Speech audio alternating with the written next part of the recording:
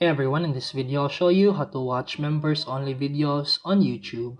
Let's get started. First, open your browser and go to youtube.com. Make sure you're signed into the Google account that has an active channel membership. Members only videos can only be watched from the account that joined the channel.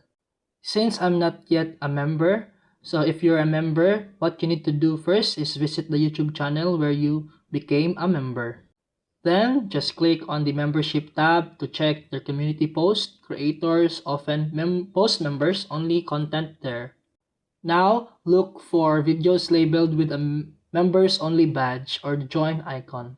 Click on the video. If your membership is active, it will start playing automatically. If you see a lock or join button instead, that means your membership isn't active on this account. To manage or renew your membership, click your profile picture, then purchases and membership.